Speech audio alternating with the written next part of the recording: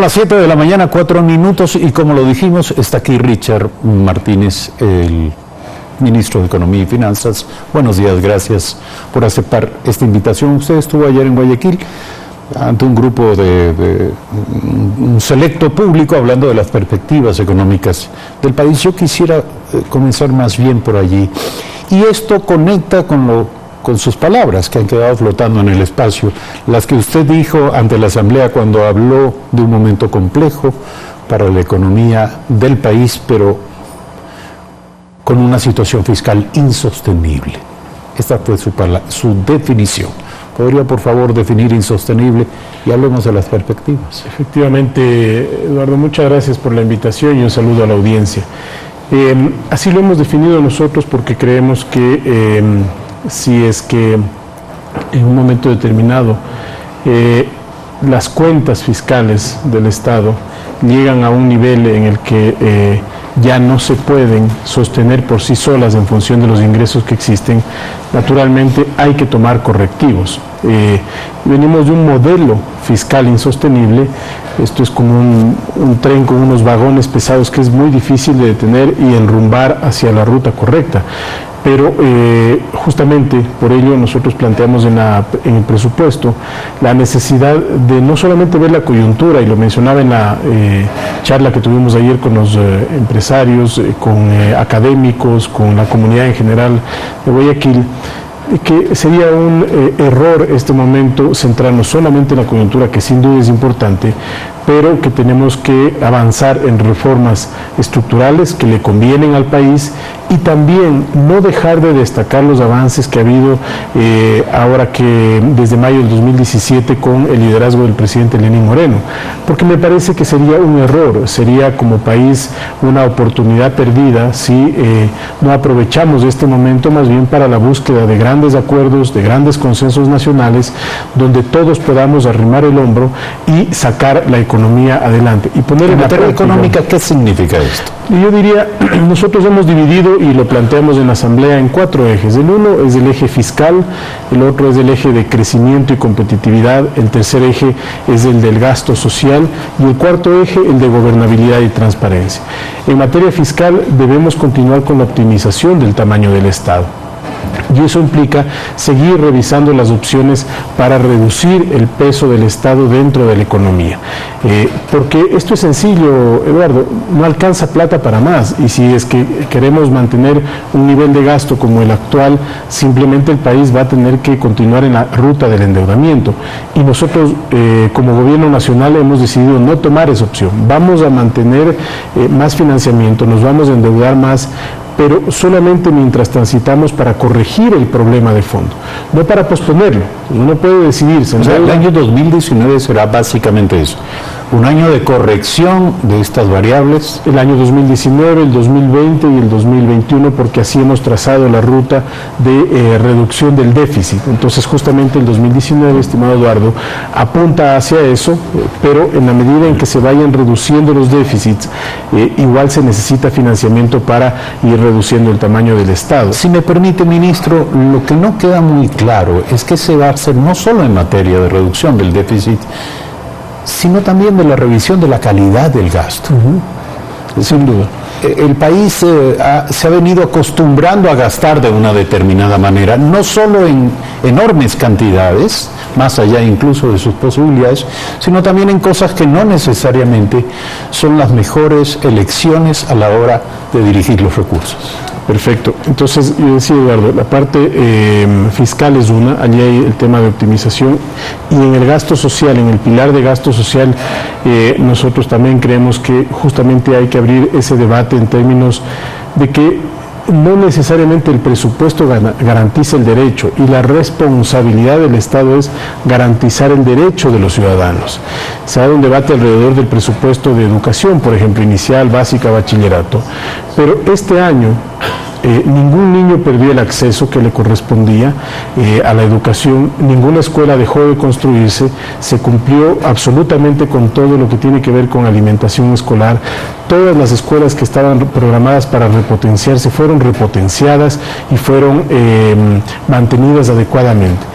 Entonces, si eso podemos hacer con una cantidad de dinero, pensemos primero en el derecho, luego vemos cómo financiamos el derecho.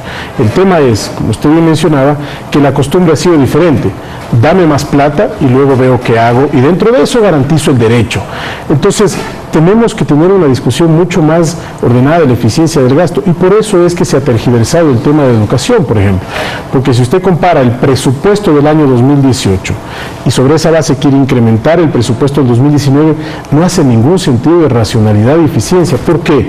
Porque en el 2018 se van tomando decisiones de eficiencia y optimización, y al final del día puedo terminar ejecutando un monto menor al presupuestado, pero no afecté al derecho, ¿verdad? Y mientras no haya afectado el derecho, entonces quiere decir que con la plata que pude operar, podía garantizar ese derecho. Entonces, lo eficiente es, sobre esa base de lo ejecutado este año, proyectarnos hacia el 2019 para seguir incrementando cobertura, etcétera. Sin embargo, es cierto que no se ha discutido a fondo y no han estado en las discusiones todos los elementos que deberían. Pero también es cierto que el gobierno pareció dar marcha atrás respecto de su primer planteamiento, ceder a la presión. Entonces, esto no es un mensaje muy claro ya en términos de pedagogía pública. ¿Qué es lo que se quiso decir? Si primero se decide algo y luego, resultado de la presión... No, yo creo que más bien en el país nos hemos acostumbrado a ver casi todo negativo. Yo más bien, Eduardo, diría que bueno que se haya logrado un acuerdo. Creo que eso le permite gobernabilidad al país, le permite acceso a los jóvenes a la gratuidad de la educación de tercer nivel. Yo lo veo del lado positivo, pero creo que, y ese es uno de los riesgos que corremos ahora, casi todo tendemos a verlo con pesimismo y negativismo. Creo que al contrario hay que destacar el acuerdo. Eso es lo positivo, ver con optimismo las cosas. ¿Y qué es lo destacable de la Lo destacable es que yo dividiría en 3 compartimientos en esta parte de lo más profundo de la discusión: el tema de salud, el tema de educación, pero inicial, básica y bachillerato, y luego está el tercer tema, que es el de las universidades, que es al que usted se refiere. Entonces, en nosotros hubo optimización, y en el caso de las universidades había una particularidad, y es que se incrementaron los cupos durante este año, y para operar esos cupos, el acceso de los jóvenes entonces debía al menos precautelarse los recursos de este año, porque ya estaban. Es lo mismo que cuando un hospital entra en marcha, está programado, uno no puede decirle no abras el hospital o no operes el hospital, hay que buscar dentro del mismo sector cómo generar más eficiencia. Entonces, esa fue la discusión de fondo para evitar que esas personas que ya tenían acceso se queden sin el concepto de gratuidad. Pero lo más importante, Eduardo, allí no solamente es el acuerdo en sí mismo en función del monto, sino los compromisos y la corresponsabilidad. Este es el momento que todos asumamos el compromiso y corresponsabilidad. Entonces, la discusión y el debate con las universidades y con los rectores particularmente fue perfecto. Nosotros rescatamos el valor presupuestado del 2018, ¿no es cierto? El FPDU, porque es el fondo que se les asigna, ese no se había tocado. A cambio de compromisos que deben ser verificados. Compromisos de austeridad, compromisos de eficiencia y sobre todo, Eduardo, que esos recursos no vayan destinados, por ejemplo, al incremento de salarios de los docentes. ¿Y por qué no replicar ese acuerdo con todas las instancias? A toda aquella institución o entidad a la que se le entregan recursos públicos, ¿no debería asumir el mismo compromiso? Bueno, en todos los casos se está asumiendo, sin duda, en todos los casos, y es un mensaje que trasladamos en la Asamblea, y creo que a la Asamblea Legislativa también le corresponde asumir ese compromiso. Si usted se fija, las 17 observaciones, la gran mayoría, tienen que ver con incremento del gasto. Entonces, le hemos pedido a la Asamblea que hoy en adelante, espero que este pedido sea acogido, cualquier ley, cualquier norma que afecte el presupuesto tenga su debido financiamiento. Es decir, la ley, no puede venir una ley desfinanciada porque luego se habla de derroche, luego se habla de más gasto, pero cuando estamos haciendo las correcciones más bien se critica y se pide que se gaste más. Ministro, hay otras observaciones que no tienen que ver solamente con eso, también tienen que ver con áreas oscuras, con temas no claros de la proforma, y esto tiene que ver por una parte con el cálculo del precio del crudo, que es una variable, todos sabemos, sujeta a condicionamientos que van más allá de las capacidades y de las decisiones del Ecuador. ¿Qué nos dice sobre esto? Se ha pedido un plan de contingencia y usted parece responder con el concepto del seguro petrolero. ¿Es así? Bueno, es una de las alternativas, ¿no? Es una de las alternativas que evaluamos porque la volatilidad del precio va a estar extremadamente... Pero eso tiene un riesgo también, ¿verdad? Un seguro, como yo creo que el país todavía, la cultura del aseguramiento tiene, digamos, todavía no ha sido totalmente desarrollada. Un seguro es eso, digamos, cuando uno compra un seguro o adquiere un seguro para su vehículo y no se choca, qué bueno que no se haya chocado, pero no hay como decir que el seguro es malo porque me tocó pagar un año sin chocarme. Claro, lástima que no choqué porque no pude usarlo. Exactamente, entonces es justamente ese, y ese es el concepto de seguro de vida, de salud, de vivienda, etcétera, etcétera. Y en el caso del tema petrolero, allí es donde pueden venir las críticas, ¿no es cierto? Si es que el precio del petróleo está por encima. Si se incrementa, claro, y al final del día no utilizo el seguro, yo tengo que hacer un pago de un valor determinado, ¿no es cierto? Entonces, son instrumentos que hay que analizar muy bien, hay que analizar... ¿Usted los presentará como parte o como respuesta a las observaciones? Conceptualmente sí, pero el instrumento todavía no, porque estas son operaciones como una de las alternativas, pero además también estamos presentando, y ya lo vamos a hacer público, digamos, estos días que se envíe el presupuesto, ciertos mecanismos de contingencia para establecer rangos que nos permita que frente a ciertos movimientos, porque hay que ver si son movimientos de orden permanente o si son también coyuntural. Hoy, por ejemplo, estamos ante una coyuntura poquito incierta, bajó el precio del petróleo, volvió a subir poco, hay mucha expectativa sobre lo que sucederá mañana en la OPEP, entonces creo que es importante... Bueno, el solo acuerdo entre el presidente Trump y el presidente de China modificó ya el precio positivamente. Bueno, y mañana hay que ver qué deciden en la OPEP ya en términos de recorte específicamente, o se mantiene el acuerdo de diciembre.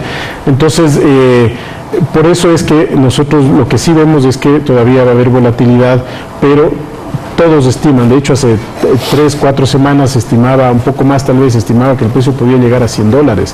Nosotros, en el momento en que hicimos la proforma, fuimos bastante prudentes con las estimaciones de las agencias internacionales de ese momento. Ahora, ministro, esto tiene que ver, y ya vamos terminando, me requieren que así sea, ministro, tiene que ver con la sobreestimación de los ingresos de la proforma presupuestaria y algo que algunos economistas han coincidido también en afirmar, la sobreestimación del Producto Interno Bruto para el año 2019. ¿Qué nos dice sobre esto? Yo he escuchado el tema del PIB con atención y creo que hay una confusión bastante grande, ¿no? Se habla de que el PIB va a pasar de 104.000 millones a 113.000 millones. Pero están comparando 2017 con 2019 y se olvidan de comparar el 2018, entonces me parece que es un análisis poco serio. No hay una sobreestimación. Es que pasa de 104.000 del 2017 a 109.000 en el 2018 y a 113.000 en el 2019. Entonces, ¿porcentualmente cuánto es? 1.4. Esa variación, claro, 1.4 en términos reales, no sobre ese monto es el nominal. Uno tiene que descontar los precios, deflactar el PIB y allí se hace para encontrar el valor real. Pero eso ya es un tecnicismo que, digamos, es más bien relacionado con el término de crecimiento económico que tiene que ver con los factores de producción. Pero en este caso, naturalmente, para este año ya se observa un incremento con el incremento del precio del petróleo y para el próximo año el incremento de la producción. Entonces, Eduardo, el mensaje que nosotros le estamos dando a la ciudadanía es que a pesar de la adversidad, estamos en la búsqueda de la corrección de los problemas. Perdóneme, sí, sobre la corrección le tengo que preguntar algo, ministro. Las vitrinas, sobre todo en época navideña, están llenas de perfumes franceses. Yo le pregunto, ¿estamos en la situación económica como para permitir que las importaciones estén desbocadas? Se acaba de modificar también una disposición que frenaba de alguna manera también el incremento de las importaciones. Esto significa que el país va a seguir gastando y vamos a seguir llenándonos de artículos suntuarios. Evidentemente en esto tiene que ver, hay un sector ampliamente interesado y que, por cierto, no representa pocos ecuatorianos. Pero esto no representa una distorsión en la situación actual.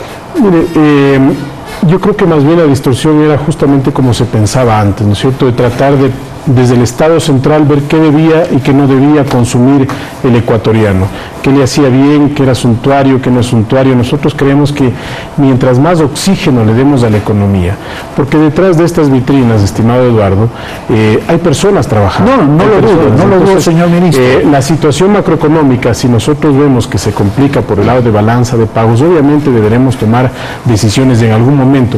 Pero fíjese, una cifra importante, entre enero y septiembre de este año, frente a enero y septiembre del año pasado, el crecimiento de las ventas fue del 6%. Y si comparamos solamente septiembre del 2018 con septiembre del 2017, es decir, el interanual del mes de septiembre, el crecimiento fue del 11%.